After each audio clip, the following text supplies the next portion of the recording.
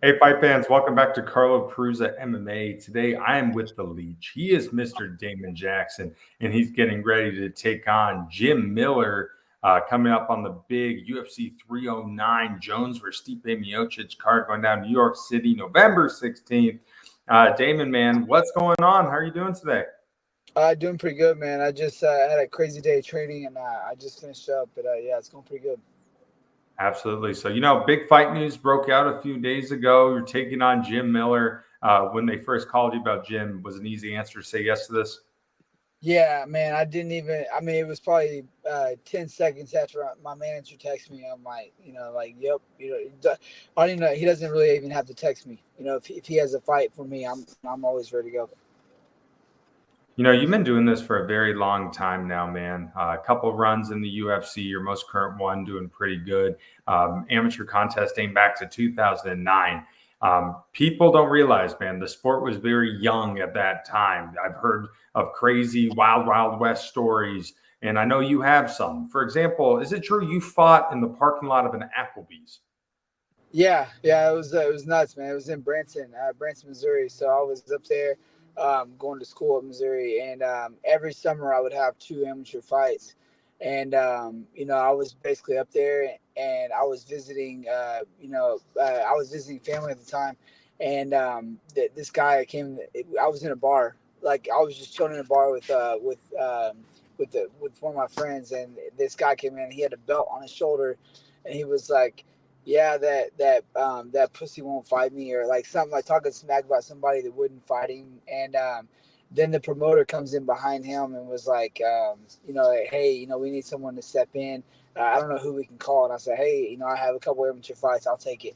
And so we go the next, like, probably a couple hours later. I go, and they, like, no sanction. It was like total BS. They wrote everything off like it was a sanctioned fight, but it was like total BS. And then went out in the branch, or in the Applebee's parking lot, and they had like a little venue set up. It was crazy, with the cage in the parking lot, like outside venue, and it was in the summertime, and yeah, it was nuts, man.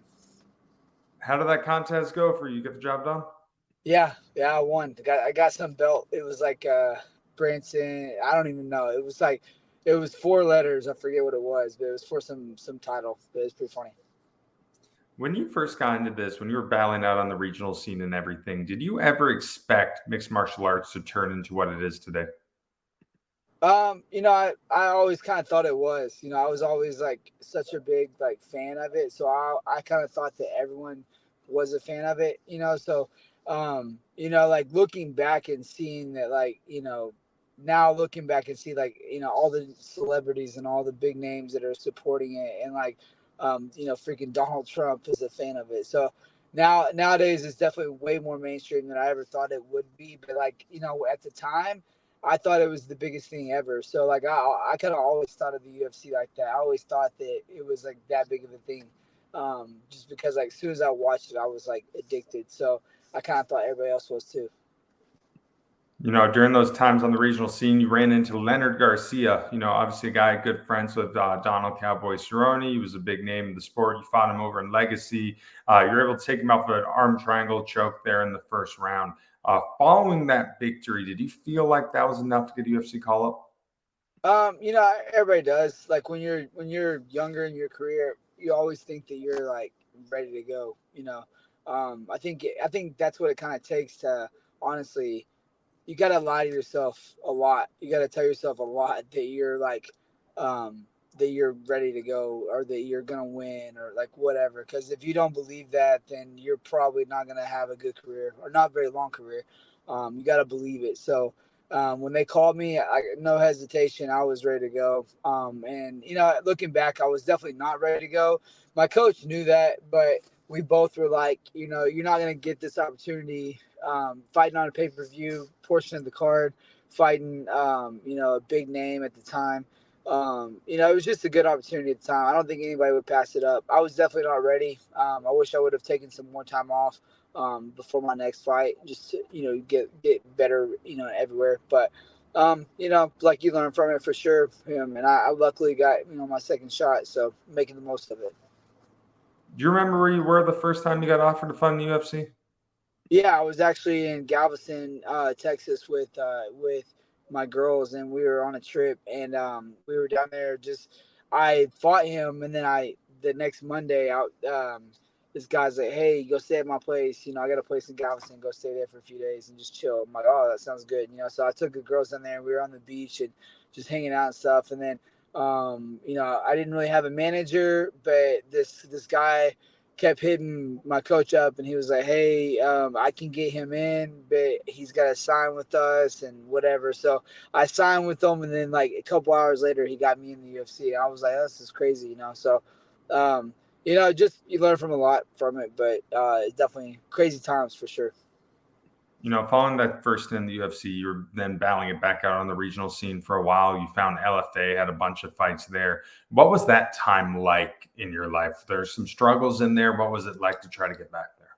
Yeah, I never really thought about like I always knew I would get back, or I always thought that way. But like when I got signed to UFC, I was only a year and a half into my pro career, so I basically really just got started, and I was only in there for a little while, so I only had a couple of fights. So then when I got back in LFA, I was like, oh, I'll just get on a 4 or 5 fight win streak, and I'll be good to go, and that's kind of what everybody thought, but it took longer than expected, so I chose to go the PFL route, and that was the most miserable time I've ever had in my life dealing with them. That was the worst company I've ever been with. Very very just childish, honestly. Like the way they did everything was just childish, and I actually ended up threatening them with the lawsuit, which is how I got out of my contract. And then I went back to the LFA, and then COVID hit, and then I got into UFC. So, just crazy times. But yeah, And what was that like then, getting that opportunity, getting the call to fight in the UFC the second time? From everything you've been through, having to deal with all that, yeah. was a pretty good achievement. Yeah, I mean, it was nice, man. Just because I was actually out running this bridge. There's a bridge in Rockwall that I love to run. It's on 66 Bridge, and I freaking love that run. And I was out running that, and I just signed with Jason House at Iridium, and basically, I got the call on while I was running the bridge, and he said, "Hey, can you make weight in 3 days?" And I'm like, "Done." Like yes, for sure. I'm running right now. Like I can do it. And so they got it all situated. I went and got all my medicals done, and then flew out, had that fight, and ended up getting the win. But it was a crazy time for sure.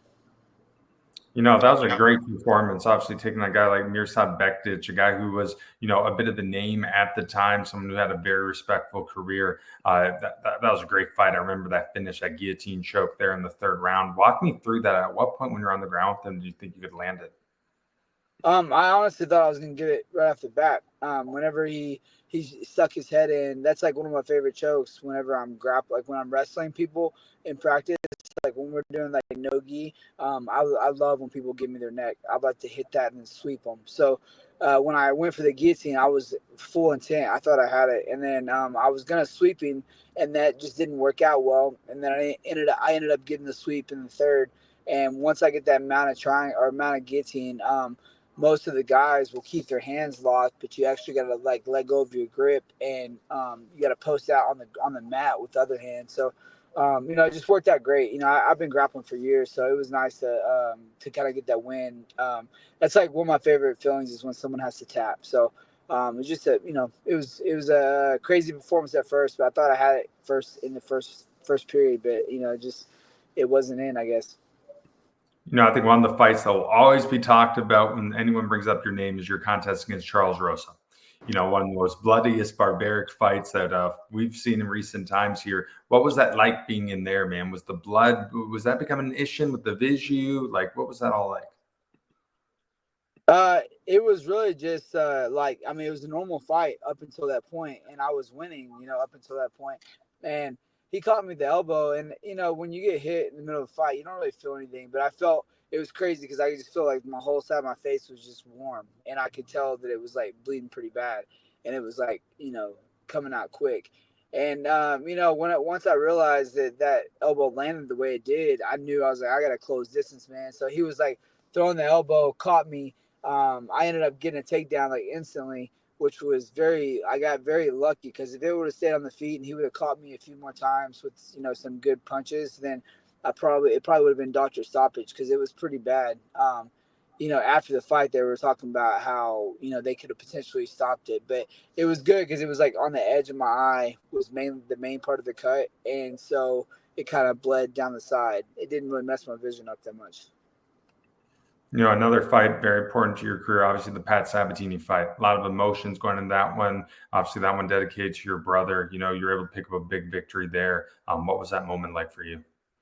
It was pretty awesome. I was actually building a house at the time too. So, just like the down payment plus furnishing plus, dealing with all the taxes and all the bullshit, and then throw away that week. It was a lot for sure. And, to get that win with my mom up in the stands, and it was just pretty awesome. So, like overall, like I just love my career. It's been awesome the whole time. I've loved every part of it, and I just want to keep that momentum going as long as I can. And it's been pretty awesome. You're really trying to make a name for yourself, man. You're a guy that people want to see fight because you're very exciting. A lot of times when they see grapplers and stuff like that, guys are kind of like, I don't know if I want this, the casual fans. You're very exciting. I mean, your ground ability is amazing. You can strike too. You're a very well, complete, rounded mixed martial artist. Do you take a lot of pride in going out there and putting on a show for the fans every time? Yeah, I mean, honestly, I'm still a fan. So it's whenever people are telling me they love watching my fights and they're tuning in to see me win, and even though I'm an underdog in all my fights, it's like it's nice to have that for sure because you have to definitely you're like I don't ever second guess myself. I don't ever second guess why I do it, but it's always nice to have that reassurance. Like when you're feeling low about training that day, or you're feeling like like things aren't going your way or whatever, you have someone reach out, or I have a lot of little kids at my gym that support me like to the max. And my kids, like I have 4 daughters, and I get so much support from people, and it means a lot for sure because it definitely it's hard to kind of grasp everything while you're going through it. It's kind of like one of those things where you want to look back at things, but like I'm still doing it, so it's hard to like take in the moment all the time. So it's nice to have people reminding me of things like that. Like even this interview, like talking about all my past fights and past wins and stuff like that. Like I kind of forget about some of the stuff, so it's nice to kind of get reminded. You mentioned your daughters. Obviously, they're a big motivation to you. But do you let them watch you fight live? Do you have boundaries with that?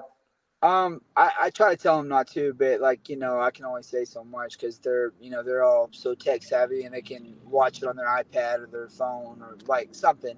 And usually whenever I go fight, like we have family that watches the girls, and so they're pretty loosely they're watching some of it. I don't like them watching it live because you never know what's going to happen, and I just think that it's kind of hard emotionally to see someone you love and they're fighting. Like I don't even like watching my teammates fight. So it's kind of hard to like say that I would want my girls there watching. My oldest daughter came to Nashville and she was in the stands for that fight, which wasn't a crazy fight or anything, but I did get hit a couple times and she was like, it was a lot for her. So I don't think I'll ever have that again. I don't think I'll have them go to the fights ever. Do you get more nervous for when you're cornering your teammates than when you're actually fighting? For sure, 100% every time. It's kind of hard not to because you have love for someone, you like you care about them a lot, and then when they're in there taking damage, it's kind of like it's hard to not jump in there and help them out. So it's like it's just kind of like sitting back and just taking it all in. It's like it's hard to watch for sure sometimes. All right, so you're taking on Jim Miller, making that move up a weight class here in 155. What was one of the reasons why you want to do that? Just healthy, man. Like it's 30 pounds for me to make featherweight. So, walking around at like 73, 75 is, and it just hell to make featherweight. So, right now I'm getting to eat like 3 to 4 thousand calories a day, which is like a very well over double what I have been eating. I usually eat about 1,200 to 1,500 calories a day, and so now I'm hitting like three like 3,500 is usually what I hit, but I'm trying to get to 4,000.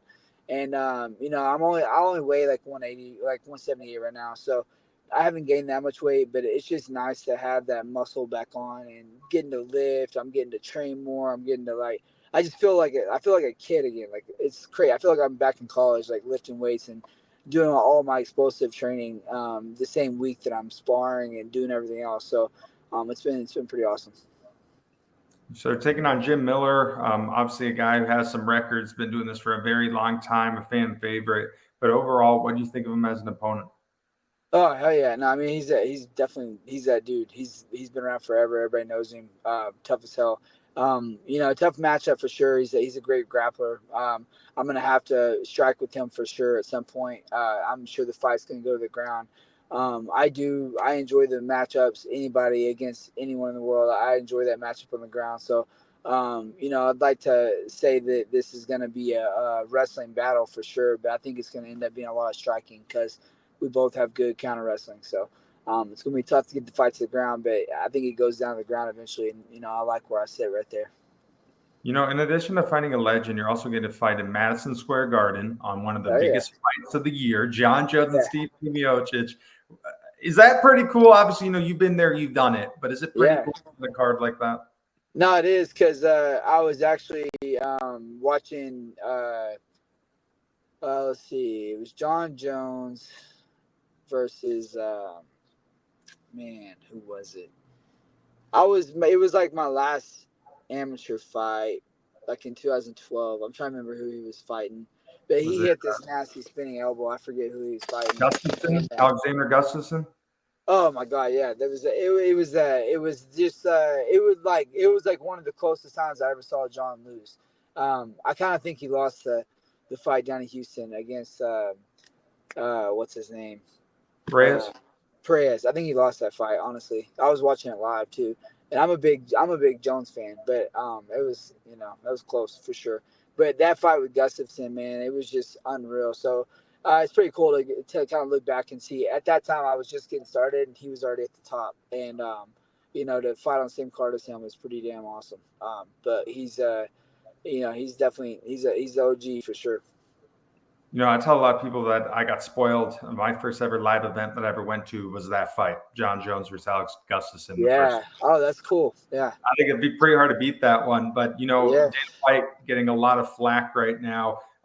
If you go on Instagram, all these memes of of Dana, Yeah, I know. John I know. Jones is the greatest, this, that. Can you He deny it is. though? No, I think he is, man. I think he is, and I think he's still like, maybe he's not as active as he has been in the past, and as other people are that are champions and everything. But the fact that he is still active means he's the GOAT. Like he's the man. Like, and especially if he goes out there and beats Stipe. You look back at Stipe's record and all the great things he did. It's still a feat to be done. I know we got Francis out there that just won. He's a great dude for sure. I think that Siragon is tough as hell. I think that what's the British dude that freaking cries all the time? That he's a champ. He's the oh my god, Tom Aspinall. Yeah, so Tom's tough as hell. But I think that there's just so many great fighters for sure. But John Jones is by far the GOAT. So a few years ago, you had a little funny banter with Bryce Mitchell. There was some talking Yeah. about you wanting to fight him. One of the points that got my attention is you're more country than Bryce Mitchell. When it comes down 100%. to that, like, what is the criteria to make you more country? What are we grading it off of? I think that people under it, like they think of country as Bryce Mitchell, like that redneck, like talking like a dummy and not very educated. But I think country is being able to survive out in the damn woods for a couple of months, no problem, and being able to, catch a fish and kill a deer and skin it with your hands and like set a damn fire, like that's country.